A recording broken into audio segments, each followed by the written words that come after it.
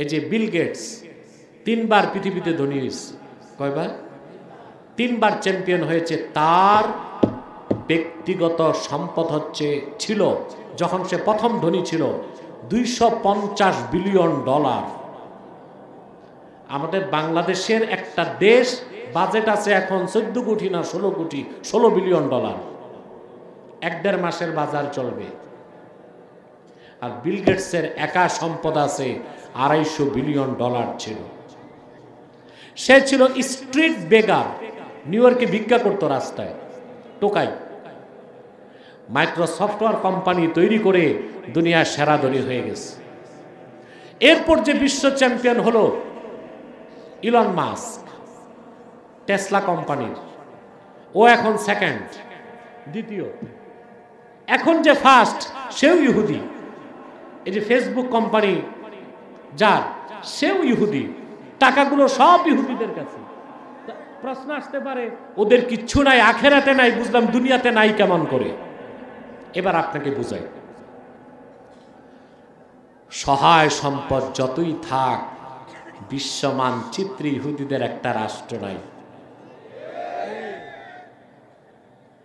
এই সম্পদ থেকে লাভ কি আছে? পৃথিবীতে রাষ্ট্র আছে?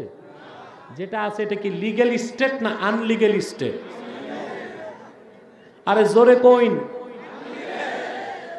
লিগ্যাল স্টেট না আনলিগ্যাল স্টেট? এটা জবরদখলকারী। এটা কি? মনে করেন আপনার একটা বাড়ি আছে, এলাকাতে কিছু দুষ্ট মানুষ থাকে, খারাপ মানুষ। ওদের কাছে দুর্মুজ বাহিনী থাকে, পিস্তল বাহিনী থাকে।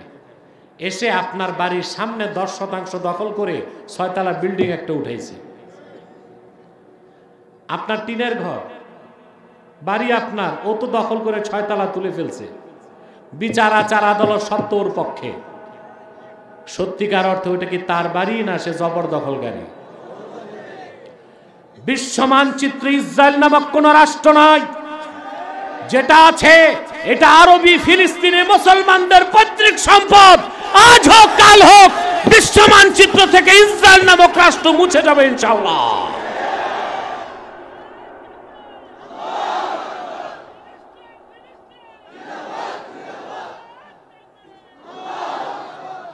অতএব যাদের দেশ নাই ওদের চেয়ে কাঙ্গাল আর কিছু আছে? 2, বৈধভাবে আপনি যদি সম্পদ কামাই করেন, আপনাকে আমি ধনী বলবো, ঠিক কিনা? এটা প্রচলিত আইনও আছে, ঠিক কিনা? আপনার ব্যবসা টাকায় যদি ট্রান্সপারেন্সি থাকে, স্বচ্ছতা, আপনাকে দুদক ধরবে? কথা বলে না। আর যার কালো টাকা, মানে ওই টাকাটা তার না, টাকাটা রাষ্ট্রের। কার টাকা? কার? রাষ্ট্রের। ইহুদিদের কাছে যে সম্পদ এটা ওদের না, ওরা সারা দুনিয়া থেকে চুরি করে শোষণ করে টাকা কামাই করছে। অতএব ওদের কিচ্ছু নাই। এখন দ্বিতীয় প্রশ্ন আসে, আল্লাহ যে বলছেন ওমা লাহুম মিন নাসিরিন, ইহুদিদের সাহায্যকারী নাই। আমরা তো দেখি আমেরিকা তাদের সাহায্য করে, ব্রিটেন তাদের সাহায্য করে না? না, আপনারা একটা জিনিস বুঝেন না। আমেরিকা ব্রিটেন কিভাবে ইহুদিদেরকে সাহায্য করবে? প্রশ্নই তো আসে না। কারণ খ্রিস্টানদের বিশ্বাস তাদের নবী ঈসাকে ইহুদিরা হত্যা করছে। তো খ্রিস্টানরা কি ইহুদিদের পক্ষ নিতে পারে? আল্লাহর কোরআন বলতেছে যে না, ঈসাকে হত্যা করা সম্ভব হয় নাই।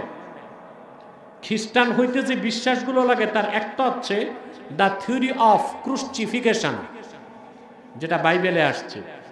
খ্রিস্টানরা বিশ্বাস করে ঈসাকে ধরে ক্রুশবিদ্ধ করে হত্যা করা হয়েছে।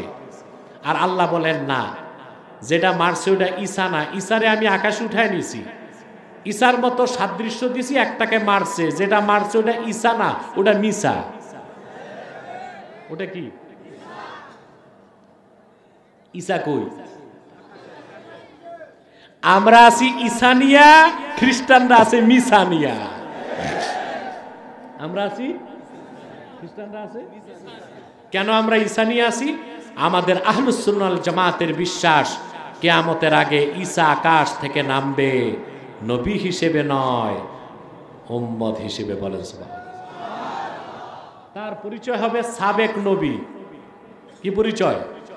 তখন তার পরিচয় হবে উম্মতে মুহাম্মাদি। সুবহানাল্লাহ কইবেন না? এই ব্যাপারে কিছু আলেমের বিভ্রান্তি ছিল, আমি স্পষ্ট করে দিয়েছি, সোশ্যাল মিডিয়ায় দেখছেন আপনারা। আরে মৌলবীর তো খবর নাই। ফতোয়া শামীর মুকদ্দমায় ইবনে আবিদিন শামী লিখেছেন, অনেক হানাফি ইমামের মতে ঈসা যখন আকাশ থেকে নামবে তখন তিনি হানাফি মাযহাবের অনুসরণ করবেন। যদিও এই কথাটা গ্রহণযোগ্য নয়, কিন্তু মত আছে, গ্রহণযোগ্য মত। ঈসা আকাশ থেকে যখন নামবেন তিনি নিজেই মুজতাহিদ হিসেবে কোরআন হাদিস থেকে ইজতিহাদ করে মাসালা বের করবেন, কিন্তু নবী হিসেবে আসবেন না, আসবেন উম্মত হিসেবে। বলেন সুবহানাল্লাহ। তো যেই খ্রিস্টানরা জানে তাদের নবীরা হত্যা করছে কে? ইহুদিরা। সেই ইহুদিদেরকে সাহায্য করবে না। সাহায্যের নামে যা করছে তার একমাত্র উদ্দেশ্য হচ্ছে মধ্যপ্রাচ্যকে অশান্ত করে রাখা। ইহুদিদেরকে তারা ব্যবহার করছে। কিন্তু এখন আমরা দেখতে পাচ্ছি আমেরিকা ব্রিটেনের সাহায্য নিয়েও ইসরায়েলের অবস্থা কেরোসিন হয়ে যাচ্ছে। সুবহানাল্লাহ। কেন হবে না? হামাসের মুসলমানের আছে ঈমান, ইসরায়েলের কাছে আছে মাসাল। পরাশক্তি হইতে চারটা জিনিস লাগে। কটা জিনিস? মাসাল শক্তি, পেশি শক্তি, মানি পয়সা, কটা হইল? 3 নাম্বার হচ্ছে মিডিয়া, 4 নাম্বার হচ্ছে ম্যান্ডেট। কটা হইল? এই চারটা জিনিস। আপনারা আমার কথা বুঝতেছেন? কঠিন হচ্ছে না তো? সময় দেখুন, প্রায় তো 1 ঘন্টা হয়ে গেছে, আর 15 মিনিট সময় চাই আমি আপনাদের কাছে। রাজি আসুন? না না না,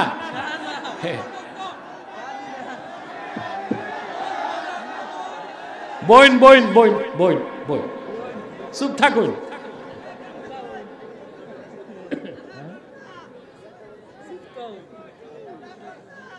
আরে ভাই আমি খুব অসুস্থ। আরে রাখেন না, আপনারা সারা রাত ওয়াজ শুনেন, বাড়ি যাওয়ার পর বউ জিজ্ঞেস করে কি শুনছো, কয় কিছু মনে নাই, মজা লাগছে।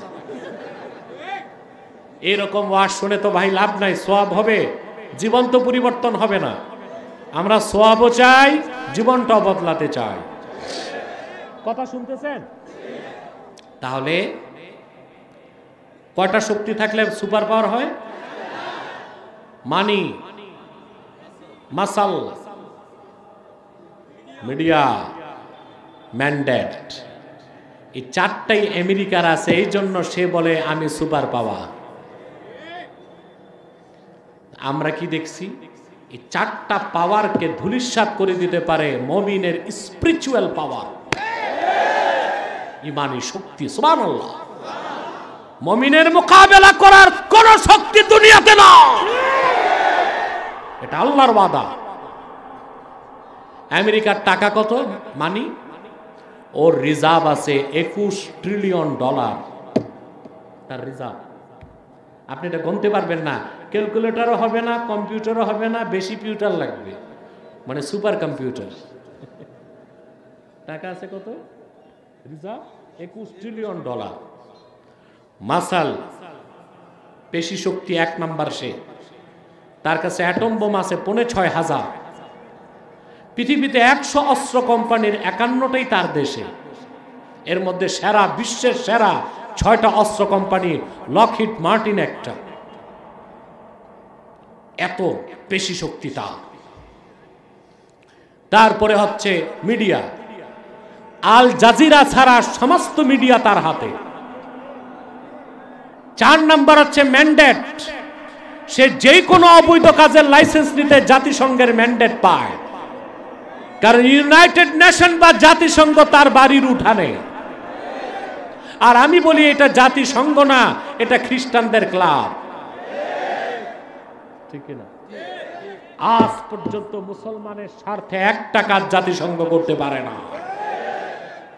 মায়ানমার যখন 10 লক্ষ রোহিঙ্গা মুসলমানকে পুশব্যাক করেছে বাংলাদেশে, জাতিসংঘ রোহিঙ্গা মুসলমানদের পক্ষ নেয় না।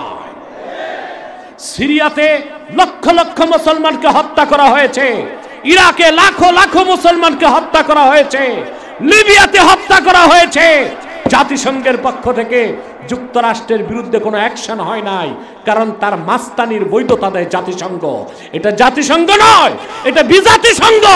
এটা জাতিসংঘ নয়, এটা খ্রিস্টানদের ক্লাব ছাড়া আর কিছু নয়।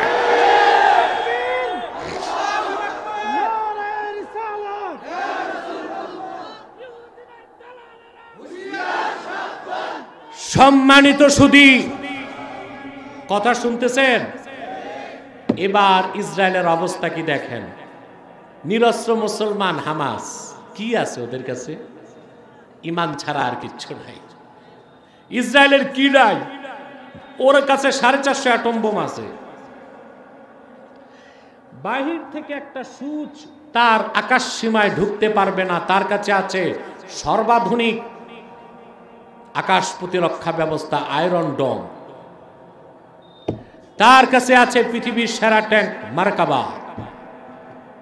তার কাছে রয়েছে সর্বাধুনিক প্রযুক্তি, যেটা রোবোটিক সায়েন্সে সে অনেক উপরে, এআই যেটা আর্টিফিশিয়াল ইন্টেলিজেন্স, সৈনিক বানায় রাখছে রোবট দিয়া, সব আছে।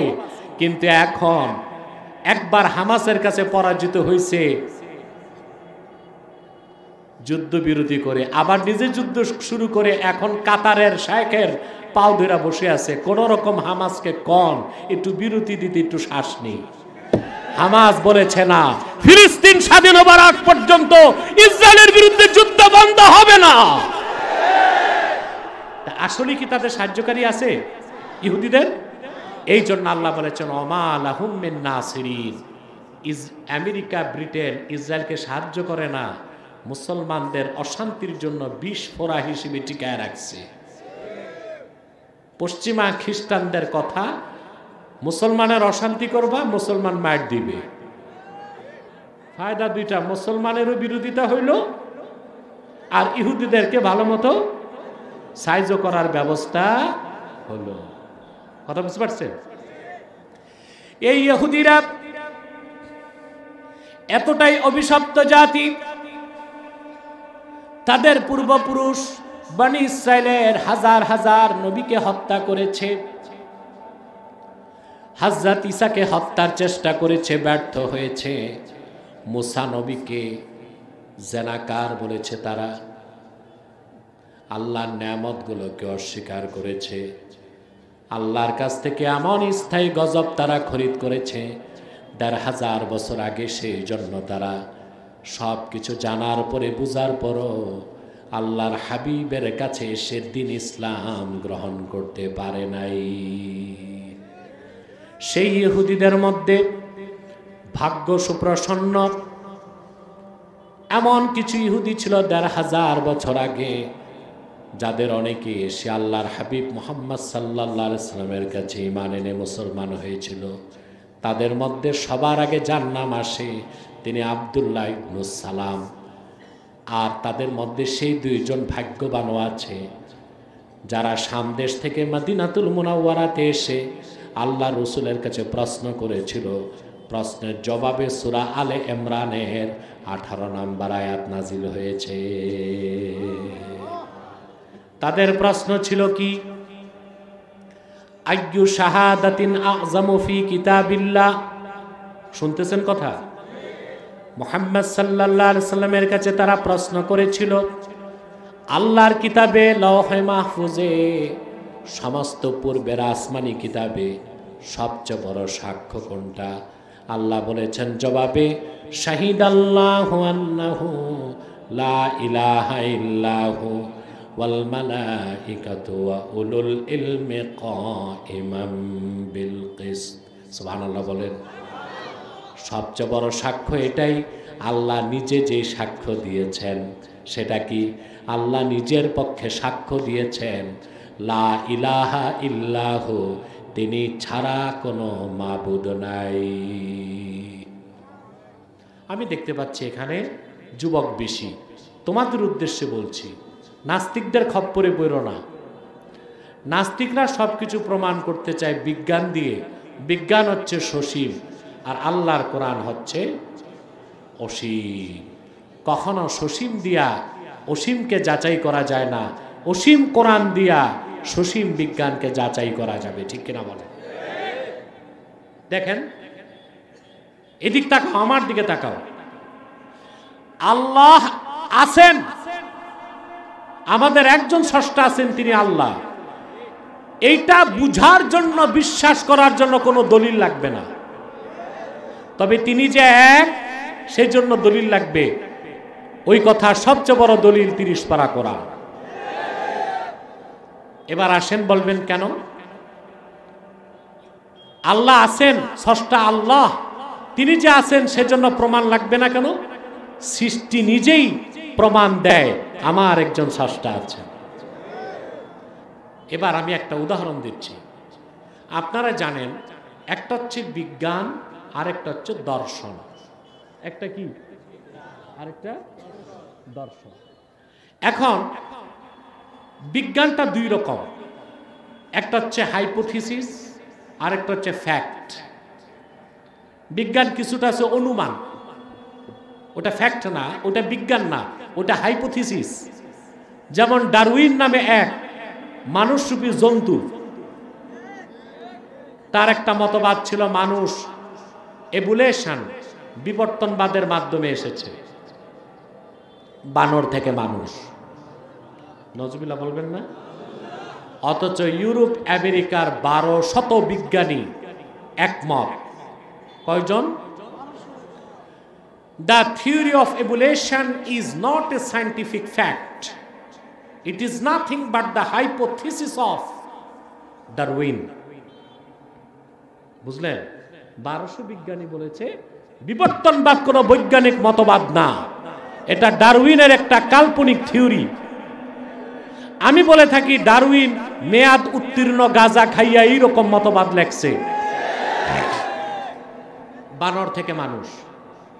দুঃখজনক, গত 2 বছর আগে 7ম শ্রেণী 6ষ্ঠ শ্রেণীতে বিবর্তনবাদ ঢুকানো হলো। আমি 2 বছর সংগ্রাম করেছি, আলেমরা বলেছে 6ষ্ঠ আর 7ম থেকে বাদ দিছে, কিন্তু 8ম থেকে ডিগ্রি পর্যন্ত জুলজি, প্রাণী বিজ্ঞানে আছে বানর থেকে মানুষ। সেজন্য মন্ত্রী সাহেব যখন বলছে দোয়া চাই আওয়ামী লীগ ক্ষমতায় আসুক, আমি বলছি কোরআন সুন্নাহ বিরোধী সব আইন বাদ দিলে দোয়া করব।